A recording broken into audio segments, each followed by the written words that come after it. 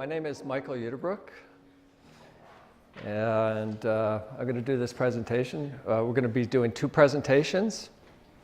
I'm doing the main presentation on reincarnation and the evolution of consciousness. And some of this will probably sound strange to you, and that's okay. If you have any questions while I'm doing the presentation, you can, put up your hand and say, or what do you mean by that? So I'll try to explain as we go along if there's some terms. Are you okay with being interrupted? Yeah, I don't mind being interrupted. That's all good. Yeah, perfect. Keeps me on my toes. Okay. Yeah, and you can feel comfortable, and I'll feel more comfortable about that too, because then it's just like we're having a little dialogue amongst ourselves. So this presentation is put on by FIGU-Landesgruppe Canada, and just for anybody who doesn't know who FIGU is we're a not-for-profit organization. It was founded by this man, Billy Meier, who is based out of Switzerland. We're responsible for Canada, FIGU. FIGU is a German acronym for Free Community of Interests in Border and Spiritual Sciences and Ufological Studies. So that's a real mouthful. If you want to find out more about FIGU, you can just go to this site. This is our site. I'll occasionally refer to my notes just because I want to make sure that I get the important details in. Okay, we're going to play with this little device here. So that's it. So it's based on a book called Rebirth, Life, Dying, Death, and Grieving or Sorrow by Billy Meier. And I will just give you a little background on who Billy Meier is so that you know, give you a little context to where I'm getting this information from. So Billy Meier, and we could do a whole presentation on Billy Meier, which is not the purpose here. It's just to give you a background on the author. He's been having ongoing contacts with extraterrestrials ever since he was 5 years old. And back in the mid-70s, he had the opportunity to take about close to 1,500 posed photographs of spaceships. They gave him metal samples for the purpose of scientific analysis on 2 occasions. He also had the opportunity to make sound recordings of their ships, film footage and video footage. He's had, well over, I don't even know the number anymore, but well over 1,000 contacts, probably closer to 2,000 contacts, both face-to-face as well as telepathic, with human beings that look like me or you, physical human beings, just coming from somewhere else. Anyway, I think that's all I'm going to say about the case. But he's also written a lot of books on a huge variety of topics, including, of course, death and dying, but meditation. He's written a couple of books. There's well over 6,000 pages of contact notes. There's prophecies and forecasts. There's the might of thought, the psyche, the law of love, goblet of the truth. I mean, it's just, and he doesn't stop writing. He's continuously writing. Unfortunately, it's all in German. And very little of it has been translated into English. And what has been, we do have up there at the table, so you may want to check that out. There's also a huge amount of information on the site. So he's the guy that I read his book, painstakingly learned German. When I first actually found out about this case, I thought, wow, if this is real, and it seems quite plausible that it's real because of all the scientists that were involved in the actual investigation, maybe I could learn something about reincarnation, for example, because I was curious about reincarnation, and so I proceeded to investigate this case. And this was back in '86 when I found out about the Billy Meier case. Needless to say, I've been working my way through the German, and so that's where this presentation has originated. Okay, next. So that's actually one of his photographs there. So, I mean, it's incredible photographs. You never see anything quite as clear as that. But anyway, so much for that. Okay, spirit form, what is it? Okay, that picture is a little bit distorted, but anyway. So, in order to evolve, the creation, and I'll define that term, creates the spirit form, which evolves through the material consciousness of the human being in order to gather knowledge, information. So that's how the creation evolves, by creating the spirit form, which then needs the physical existence. The creation. What is the creation? Okay, well, it's the source of everything in this universe. It's the source of all the stars. It creates galaxies, atoms, animals, flora. It's the source of absolutely everything in this universe. And it's like the Big Bang. So it starts as a highly concentrated energy and then explodes, expands. We're in an expansion phase right now. It's been expanding for 46 trillion years. It will expand to 155.5 trillion years, and then it will begin its contraction for the same amount of time, and then rest.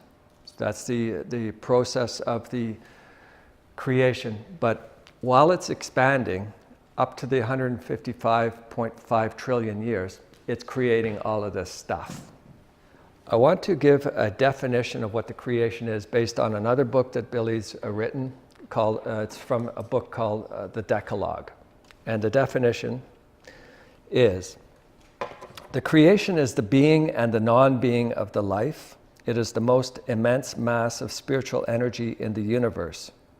It is spirit in purest form and unmeasurable in its wisdom, its knowledge, in its love, and in its harmony and truth. The creation is something spiritually dynamic, a pure spirit intelligence energy, ungraspable for human beings, prevailing over all, and at all times active, creative, standing in unstoppable evolution, all gathered into itself wisdom and love. So the creation, in order to evolve, creates the human spirit. So each one of us has a part of creation within themselves. And as I explained before, through the physical existence, the spirit form gains more knowledge, love, wisdom through the reincarnation process, which we're going to get into detailed explanations about. Okay, so let's move on. Okay, so basically, this is this cycle. Creation creates a spirit form, and eventually the spirit form, after countless amount of reincarnations into various physical bodies, and beyond that, eventually works its way back into creation, bringing all that it has gathered into creation, whereby creation evolves to higher levels of itself. Because absolutely everything is in an evolution process. We are all evolving. There is purpose to life. It's not just, we're here for 70, 80, 50, 30 years and that's it. No, there is an actual purpose in life, an order. And this is the actual purpose is the evolution of not only ourselves as human beings, but the evolution of creation to higher forms of itself. We have our senses, 5 material senses, which is what we see, feel, touch, taste, but there are other senses as well. There are 2 other senses, the 6th and 7th sense, and that is a presentation in itself. So I don't want to delve too deeply into that stuff just yet. But we are physical human beings that have to go through this incarnation process. As individuals, we incarnate, but the spirit form reincarnates. And through the process of the incarnation of my personality, I gain some wisdom, I get a little bit more insight into life. I evolve through making mistakes. And that's where we're going to leave it for now. So this is the symbol for the creation. The creation can be called anything, whatever you want to call it. You want to call it universal consciousness, you can call it that. If you want to call it all pure energy, you can call it that. It doesn't matter what you call it. The origin of everything, whatever the ancient, it doesn't matter. What is important is that it is not a human being standing up in some heaven somewhere judging you. It's not some imaginary replacement for God. It's creation is a neutral energy that's neither male nor female, and it is the universal consciousness. It is source of everything in this universe, and it needs to evolve. Okay. Next. Okay, so how does the spirit form evolve? Okay, in order for the spirit form to evolve, it creates the overall consciousness block, and in turn, the overall consciousness block creates something called a consciousness block. And I'll explain all of these terms and how they work together. Consciousness block is made up of the consciousness, the personality, the ego. That's what goes into the human being and to gather values in the material life. Let's see, do I have a little? The I, the ego represents the personality, respectively the material consciousness. It independently makes perceptions, researches, explores things and facts, consciously learns and processes values. Okay. Day 21. Day 21 is when the spirit form and the consciousness block enter the fetus. Not before that. That's exactly when the heart begins to beat, on day 21. So, let's see what happens here. And the realm of the spirit form is in the superior colliculus.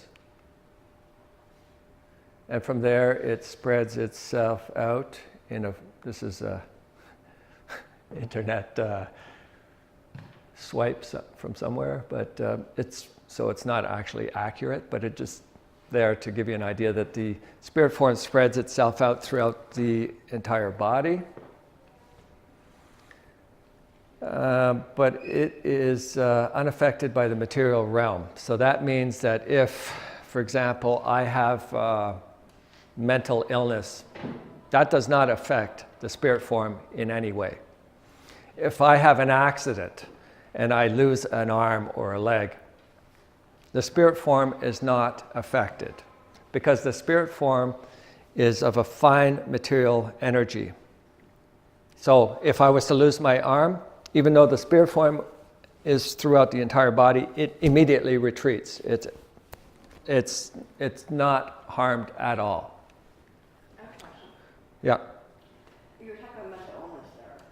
Yeah. You're saying the spirit form isn't affected, but Yeah, that's correct. personality, if they have mental illness, Uh-huh. let's say, for example, it causes them to, in the process of like a hallucination, Yeah. causes them to murder someone. Mm-hmm. How does that affect the spirit form in evolution? If it's not affected by the illness, what are the actions? That's what I'm curious about. Okay, well, I mean, if you murder someone, first of all, there's going to be an effect on that person's possibility for evolution. So there's a yeah, Affect the spirit forms of the other person. Or if you were to commit suicide, for example, that would also affect your, detrimentally, because that's against natural laws to do something of that nature.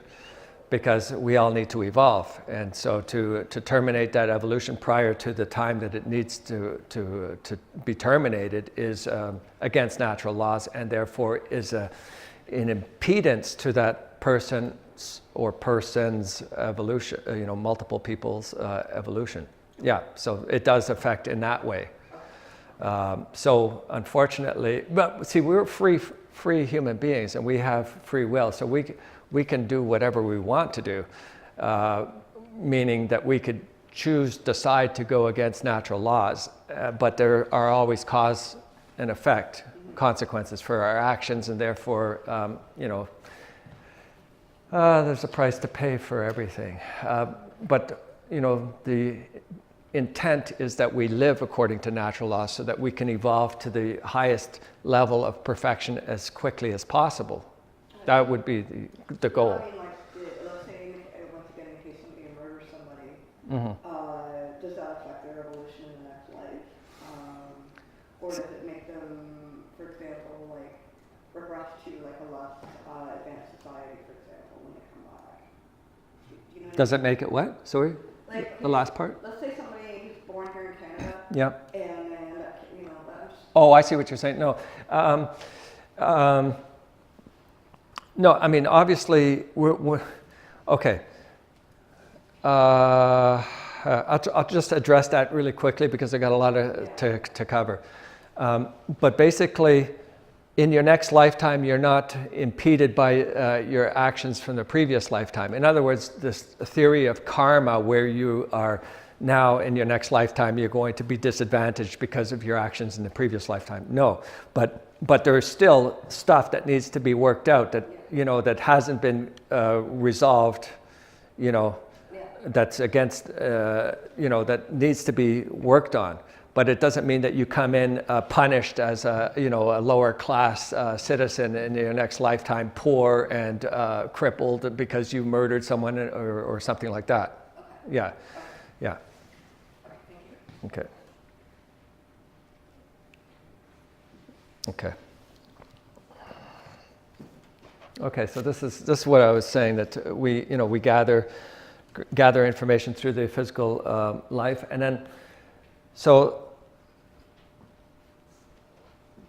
evolutive values, those which correspond to truth and reality, are transferred over in an impulse-based form from thoughts and feelings to the spiritual consciousness. So this is a little bit complicated. This is the complicated picture coming up here, but basically through our and this is taken from the book, and I thought I'd throw it in just because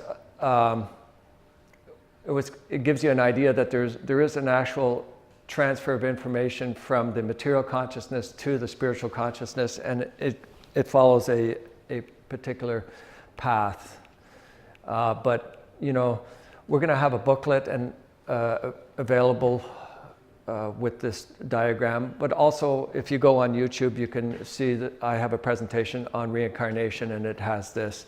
So, you can, and there's a PDF, so you can further study it.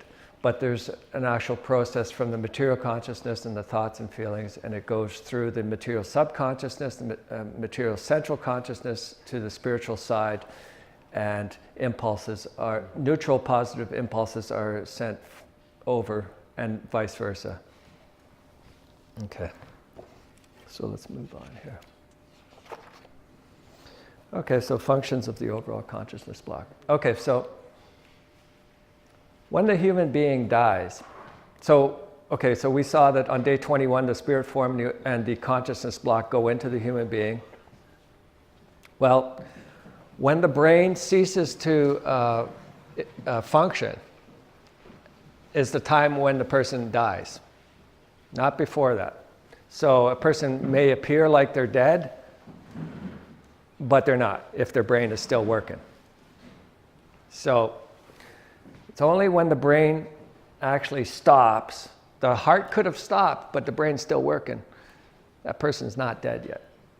Or, you know, there are people that have gotten, you know, to the point where it appears like it's, they've, you know, they're dead because our technology cannot register any kind of activity, but it doesn't mean that they're dead. Yeah. It's only when the brain actually ceases, that's when the spirit form and the consciousness block simultaneously leave and go to the beyond, which is not exactly sure where it is, but it has to do with this planet Earth. And it's a fine material realm, and so the consciousness block goes to the overall consciousness block. And the overall consciousness block now has a job to do. What's its job? It dissolves the I or ego, and it processes the consciousness personality, or the personality. So stuff that hasn't been worked out during the life is processed at this point. So through our life we're working on stuff, but there's, you know, we may have issues. Guaranteed we have issues. And those issues, all that, whatever's outstanding gets processed. Yes, you had a question? Yeah, Michael, after how many hours the spirit leaves the body after death? It's like hours? No. When you die, that's when it leaves. Because the moment it leaves is the moment that you're dead. You can't die before it leaves. Yeah, sure, but there is a time, like sometimes it's even like minutes, or sometimes it's even after 3 days or something. Because there were people buried alive. They weren't dead. That's the problem. Their spirit form had not left. Yeah, okay. Okay, it's a flash. When the spirit form leaves, it's a flash. It's like that, and there's no weight, by the way. You know, there's that weird theory that you lose 15 grams or whatever it is. That's hocus pocus. Okay. Okay, so it processes. Then the evolutive values are transferred over to the spirit form. And then the consciousness or personality is stored. We'll get into storage banks and how they work. And then that personality consciousness is dissolved, completely dissolved, and it makes room for, it's changed into a neutral form, and that enables the overall consciousness block to create a new consciousness block with a new personality and a new consciousness. Okay, with a new ego. And there's a reason for that, and I've got a list of reasons here. Having a completely new personality guarantees love, freedom, knowledge, wisdom-based progress, because through the new personality, there are new ideas, views, opinions, perceptions, cognitions. You know, for this reason, a personality is never repeated and therefore can only incarnate. I think I got that. Guarantees progress. Yeah, see? So only incarnates, whereas the spirit form reincarnates. So that makes sense, right? So what is the difference between reincarnates and what is the difference? Between what? The previous slide. Okay, the previous slide. Incarnates. Yeah. So incarnates means that you come in one time only. So the personality, you now, when you die, you're who you are right now, that personality will never come back. Okay, but it is stored. It's not all lost, and we'll get into that. Spirit form within. Yeah, we'll get into it. Yeah, but yeah, exactly. So, but the personality incarnates, whereas the spirit form, which is the part which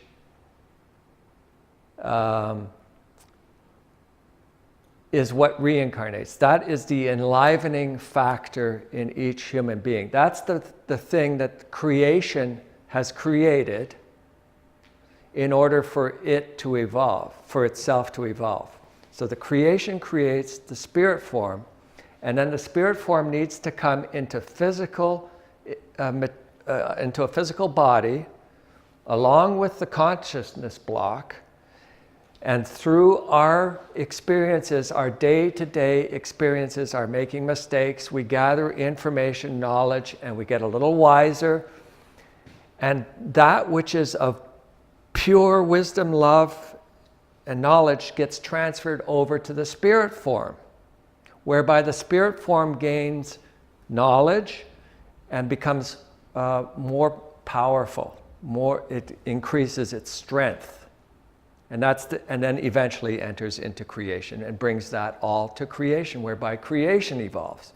See, so the consciousness block incarnates.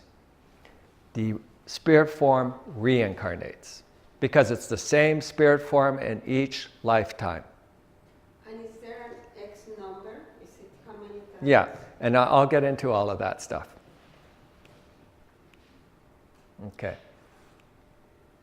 Okay, so here we are. So again, on day 21, the spirit form and the new consciousness block go into the fetus. But this time, you're starting at a new, you're not starting from scratch. In a way, you're starting from scratch, because you have to learn to speak and you have to learn to walk and all that stuff.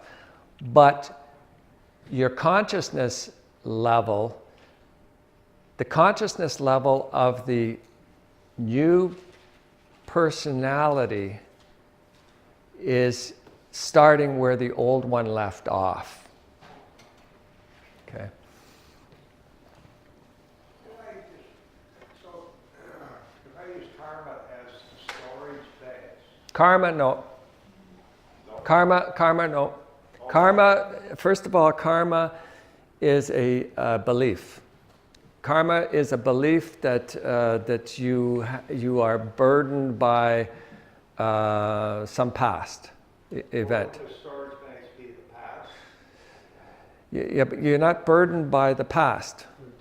You're not burdened. You can, if you want to use the term karma, there's cause and effect. You do something in this lifetime, and because of your actions, there's going to be an effect. That you can, but it's really, karma is not the right word, but it's cause and effect. That's a natural law.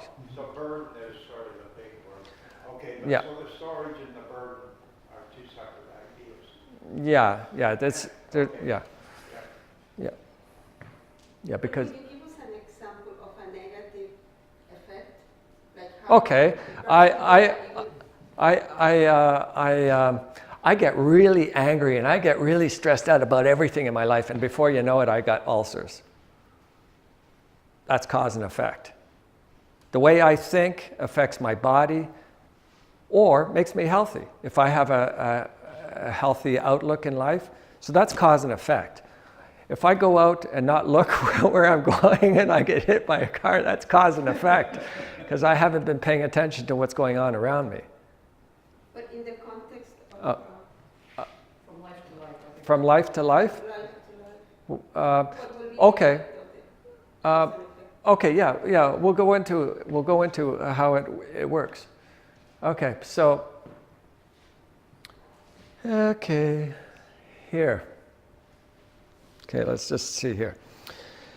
The overall consciousness block programs or inputs into the memory of the subconsciousness, which is a factor of the consciousness block, the essence of all evolutive values that were gathered throughout all previous incarnations. These evolutive values are comprised of consciousness forms which are all at various levels of development. Examples of consciousness forms can be love, respect, patience, honesty. The highest level of each of these consciousness forms is considered to be its essence. These essences are inputted into the subconsciousness and are representative of the overall level of consciousness evolution. So these are consciousness forms, for example. These are things that get developed through our life. Okay, these are various themes that are have evolutive value. Okay. And so they're all developed at various levels. Some of them more developed, some of them less developed. At the highest level of each one of these consciousness forms is what gets stored into the highest level is considered the essence of each one of these consciousness forms. And that essence is what is stored into the material subconsciousness. And that is what is inputted into the material subconsciousness. So through meditation, you could get some of these impulses coming from the material subconsciousness, from all of the. So there's some kind of inspiration that happens from this stuff that has been worked on over countless lifetimes. Okay, so there's a connection there. So because everything is evolving, everything needs to go to higher levels of evolution, including all the various consciousness forms. Yep. Yeah, is the reincarnation comes in the infinite, in the same lifetime, like same physical form? No, what? Well, because you mentioned before that the brain has to consider that, and then like the new subconscious, conscious come back. But what I mean is because the human being has this ability to evolve by itself. So I'm just questioning you if he evolved because of he getting diluted the new energy from whatever nature, whatever source. So in the same lifetime, does this person get reincarnation? Oh yeah. No. In the same lifetime, each one of us is constantly evolving. We're evolving in this lifetime, but we're not reincarnating. It's just, that doesn't make any sense because I incarnate. My personality is incarnating in this lifetime, and my spirit form is coming in. This. You just mentioned about subconscious characters or characteristics. Yeah. How about resurrection yourself, and then the previous character has died, has gone, flashed away, and then you become evolving, become a brand new person, and then this is a different person now we're talking about. Yeah, so each incarnation is a new person with and then the stuff that's inputted into the material subconsciousness. Different physical form or same Yeah, physical form? different. As a human being, each incarnation is going to be in a human being. Better and better and better? Always better? Not always. Always higher. Well, see what happens is, okay, what happens is that the wisdom, the love, and the knowledge that has been gathered can be suppressed by the next personality. That can happen too. But the spirit form can never stagnate. It's always evolving. Maybe more slowly. It never goes backwards. It can slow down, or it can really progress if the personality is really striving to gather more information and knowledge and put it to practical application through our relationships and so on. Okay, let me just go on with this here.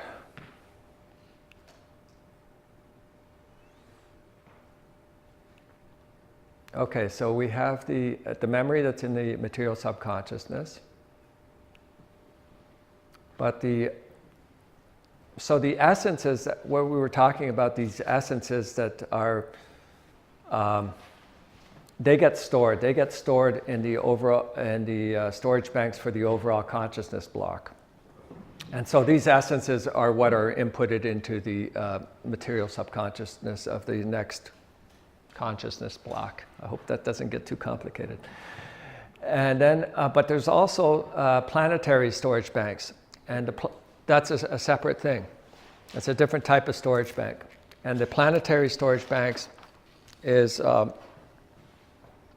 they're also made up of fine energy, thoughts, emotions, feelings, each word that was ever spoken or thought, habits, ideas, everything that a person is, all quirks and vices, wishes, lusts, interests, abilities, power unfolding abilities, the accent, the nuances of the voice, the entire memory, knowledge, love, harmony, joy, wisdom, etc. These are all deposited in the storage banks as impulses. There's a unique frequency of stored impulses generated by the thoughts and feelings. All that which is in the storage banks can be made one's own if the corresponding frequencies are produced. Okay. Is it almost sort of like a computer? Yeah, it's kind of like a, Software, like a hardware? yeah, kind of like a computer. So everything is stored in these planetary storage banks. Catherine is going to be doing a presentation, mainly focusing on the effects, the storage banks and how they can be accessed. Yeah. Is it truly planetary storage banks? You know how there's a lot of people out there that could be mediums and channelers and all this stuff. I'm not necessarily talking about people that are being fraudulent and trying to get money and shit. But like the real people that actually know how to access. Is that where they're gathering information about other people? Yeah. That would possibly be a source for gathering, if you have that talent or ability to adjust somehow. I don't know how to do it myself, so I can't really say how it's done. I'm just thinking about like a Yeah. for example, he was able to call people with Yeah, information from, Reincarnation from the past, and yeah, that's why I was just wondering if where yeah, they call these past records. yeah, there's different names for it, yeah. That was, by the way, excellent encapsulation. Glad you said that. Talents. So a question comes up sometimes where, is that, how come I have this child suddenly has this ability to play piano marvelously at 5 years old or something, and they say, well, where's that coming from? And is that coming from the storage bank, somehow accessing the information? And that is one possibility.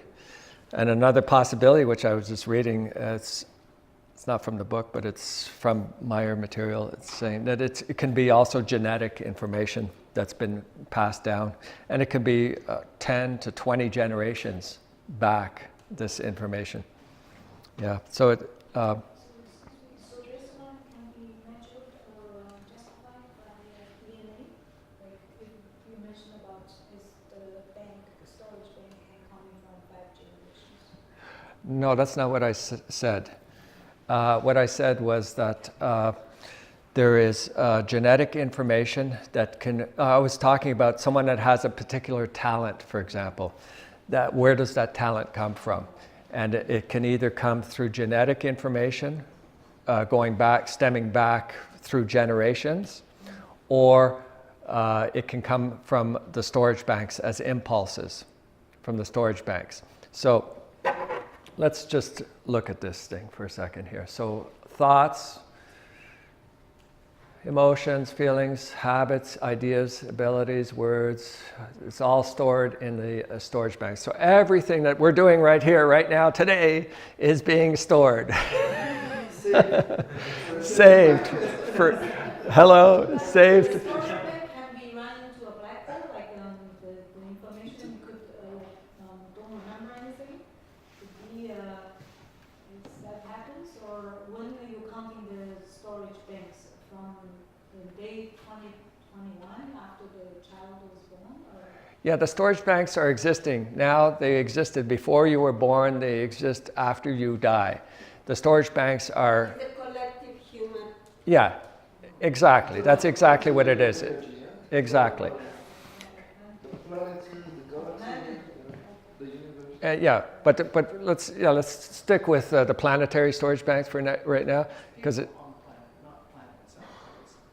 It's like a library with books. Each person has their book with their history. Yeah. All stacked together. Yeah, and every human is stored there, yeah? Evolution, conscious action.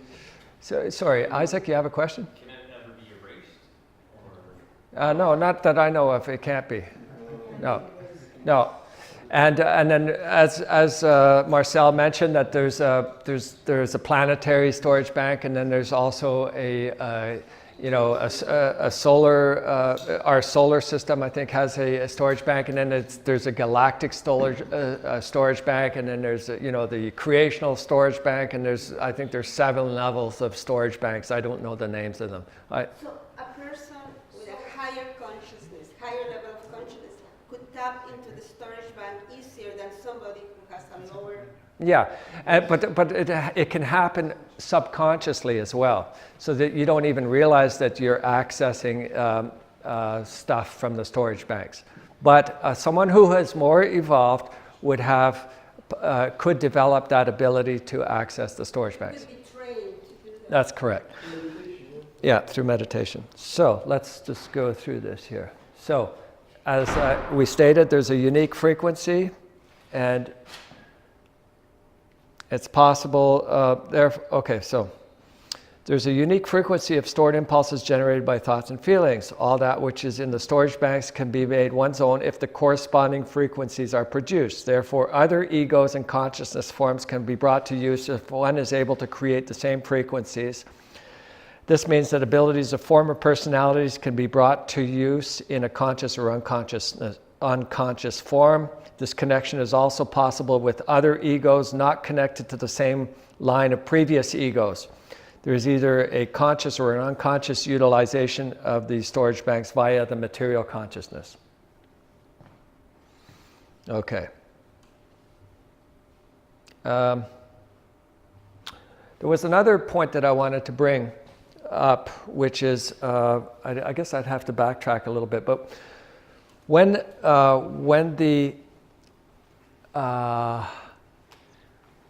the new personality comes into the human being, right? When the fetus on day 21 and there's a new personality, when there's a new person, sometimes it happens. It's happening actually more and more so right now, and it has to do with overpopulation. That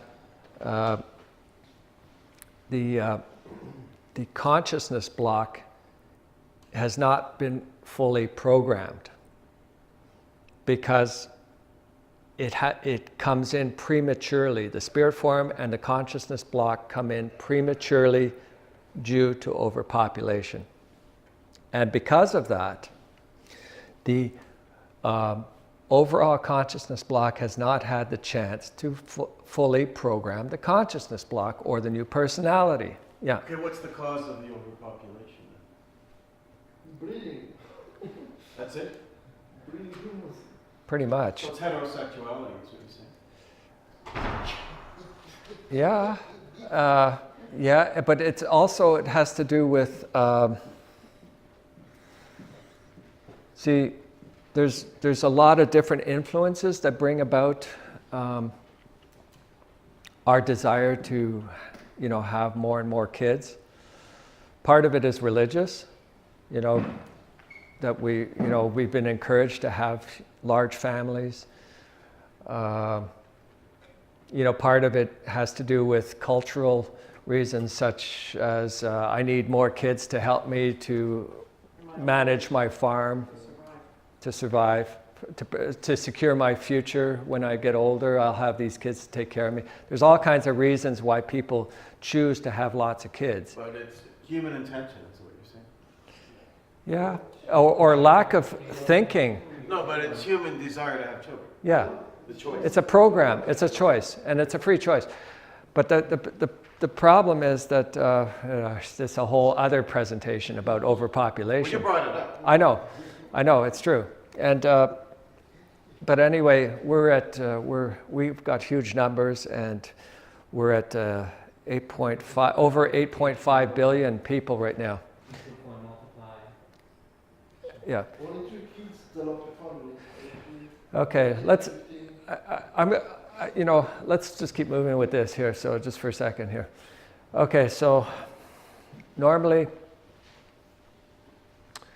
if someone lives 100 years, then it's 152 years in the beyond, where the overall consciousness block has the time to process the personality, the previous personality, and create a new one.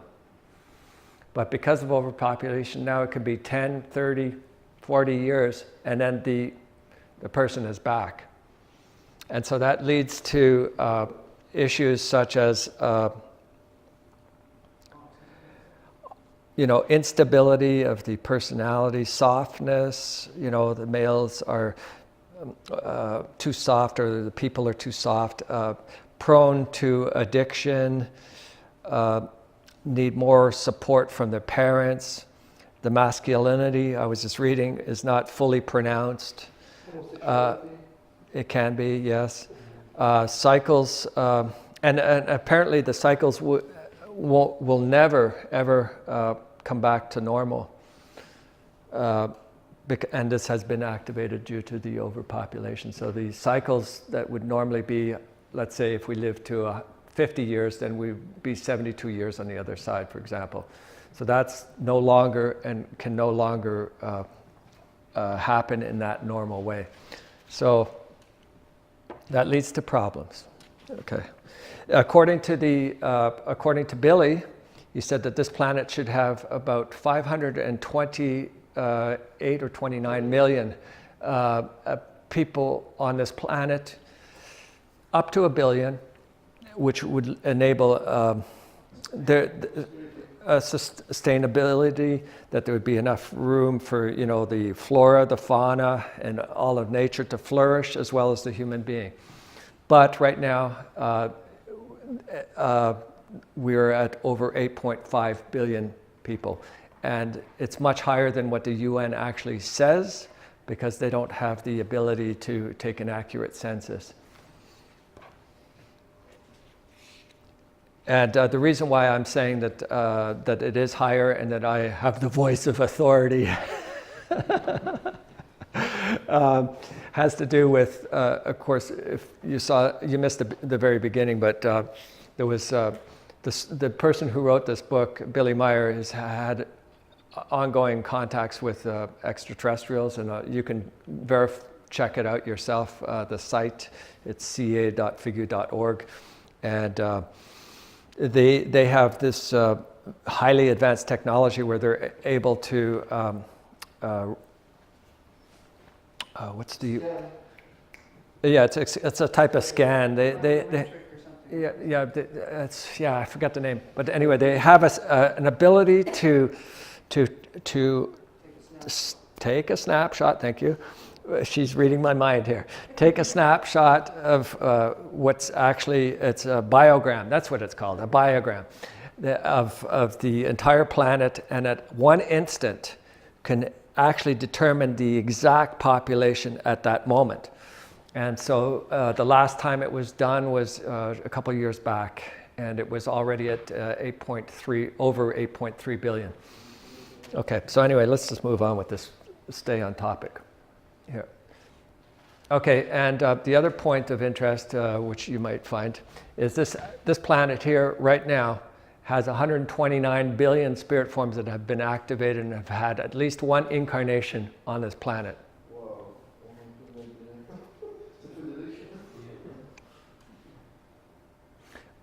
And they're waiting in line, patiently.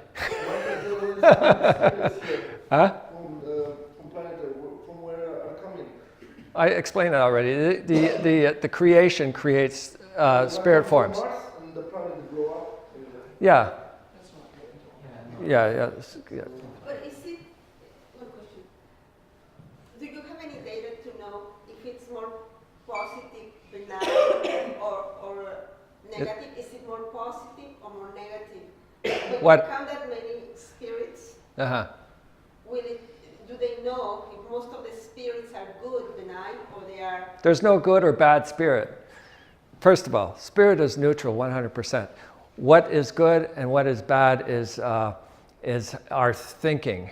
When we get into polarity thinking, where we're not balanced. When you're incarnated. A personality, yeah, as a physical form. It has not. The spirit is completely neutral, pure spirit energy. Spirit's out there. And when it enters, it turns into... It doesn't turn into anything. When it enters into the human body, also what enters is a personality. And through our influences, through our parents, through our interactions, then we, influenced either in negative or positive ways. And that is where there's a negative or positive. So the spirit is always... Neutral, always neutral, positive. Neutral. It cannot be neutral, it has to be positive. It's neutral. It has an equal balance of both negative and positive. It's neutral. It's in the middle. Okay. Power source, really. Okay. So now let's look at this. So in physical bodies, we go from 40 to 60 million years of physical incarnations in bodies. That's a lot of incarnations. Incarnations in bodies. The spirit form reincarnates in physical bodies for 40 to 60 million years, depending. 18 million years of which are spent in the actual physical bodies. Wow. Okay, the rest is on the other side. Yeah, look at that. Overpopulation. And then then we enter into the half physical, half spiritual realm. So for 56 million years, there's no leeway there. It's standard. And then, yeah, but we keep evolving, right? So the spirit form first in physical life, then we go into the half physical, half spiritual planes, and then we enter into the pure spirit planes, and that's almost 3 billion years in the pure spirit levels. And then from there go into creation. And the pure spirit levels... That is trillion or billion? Billion. Okay, so the pure spirit levels are made up of 7 levels, the lowest being Arahat Ather Sata level, and then there's 5 other levels, and then the Patali level is the last level of the pure spirit planes, and then from there goes into creation as creation itself. Now, there, that's the distorted picture of the creation. It's supposed to be square, and this is taken from another book of Billy's with the symbols of the spiritual teaching book, and he accessed those from the storage banks, in fact. So there you go. There are, in the book, there's about, I don't know, 600 and something. Out of a possible 56. I got my little black book if you really want to know. Do you really want to know? We know it's roughly 50. Okay, anyway, let's leave it for now. Okay, there's a lot of symbols out there. Okay, so these are some basic points that I thought were interesting. The spirit form is creation-based, learning consciousness or evolution consciousness. So that's the type of evolution the spirit form is. It's a learning consciousness or evolution consciousness. It's not able to think creatively. The spirit form isn't. It is not conscious and has no ego. It actually only becomes conscious the moment that it enters into the universal consciousness or creation. At that moment, it becomes conscious of itself as the universal consciousness. It's a neutral recipient and processor of evolutive impulses, needs to evolve through the consciousness of the human being, and the human consciousness has a conscious consciousness evolution. That's what makes us different from the animals and plants See, there's all different types of evolution. There's let's see, let's play it with this. There's the microevolution, which is, viruses, bacteria. There's the energy evolution, which is sand and stones. And Impulse of the plants? impulse are the plants. Instinct are the animals. Lower animals. Yeah, and then this is us. And then there's this intelligence evolution. That's for mammals that are actually evolving, higher mammals. Like dogs and dolphins, and those. They have a special. Huh? Energy evolution. That's sand and rocks. Elemental, Element. Yeah. fire, Um, yeah. I think fluids. Yeah, like gases. Yeah. Yeah. Yeah, because they're evolving, right? Certain substances become other substances, and so on and so forth, right? So that's like a periodic table, a different periodic table? I guess so. I guess certain elements become others over time. Yeah. Yeah, I think that's how it works. So, yeah. People who had a near-death experience, They haven't. near-death experience, Yeah. and there's been so many. Yeah. Do they come back and report some of this stuff? No. This is not. All this information is not coming from those type of people. No, but don't. But- You but- read it- First of all, someone who has a near-death experience has not died. Their spirit form has not left their body. But don't they gain knowledge? Don't they gain more understanding? I think what they experience is probably what they want to experience. What they've yeah. I'm not really prepared to fully answer that question. Maybe I should be, but but it's not the same thing as death. A near-death experience is not death, first of all. But it's a glimpse. No, it's not a glimpse of death because it's not death. You can't glimpse death because then you'd be experiencing death. It's not death. Death is when there's no more personality there to see it. Yeah. So what she's trying to say is that when physically you get knocked down, you end up with a separation. It's like the spirit's ready to leave because the body's... That's something else. Then when the two glue back together, it's Yeah. like, oh, I'm a little smarter, I'm a little more... No, I believe he's saying that when the brain dies, the person's dead. Exactly, correct. Well, we know that. Yeah. Well, there's something called clinical death, which is Oh. quite the same either. Yeah, okay. There's brain death, which is real death. That's real death, exactly. The finer experiences of consciousness can be, obviously that it's possible. It's also possible to have consciousness feelers that outside of the body and actually be able to see your body down below and all of that stuff. But that has nothing to do with death. That's just an effect of consciousness. Okay, let me move on here. The spirit form is not the soul. So these are common misunderstandings. The spirit form is not the soul. The soul is an incorrect term for the psyche. We have a book there for sale on this. It's called The Psyche. It goes into what the psyche is all about. A human being cannot take their personality with them into subsequent incarnations, as has been falsely taught by the Buddhist or Hindu religion. So we cannot, Michael will never be Michael in another lifetime. A human being's spirit form cannot enter into an animal or into a plant in another reincarnation, nor is the reverse possible.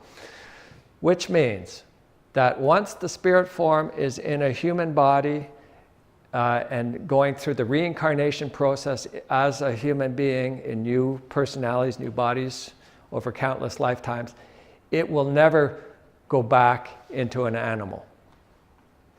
It stays in the human being lineage. Upon the deceasing of the human body, life does not continue in nirvana, paradise, hell, heaven, Hades, whatever, Hades. There's no possibility of a resurrection or a sentencing on Judgment Day, nor any karma-burdened future life. And these are some of the symbols taken from the book. Oh, just see, that's life, up, dying, death. Look at that, that's the peace symbol. But people think that that's but actually it's a symbol for death and death life and death existence. So they've got that backwards. Sorrow, rebirth, reincarnation. And that's it. So if you want to study this topic more or other topics associated with this and other things, there's the website, so you can access a lot of information there.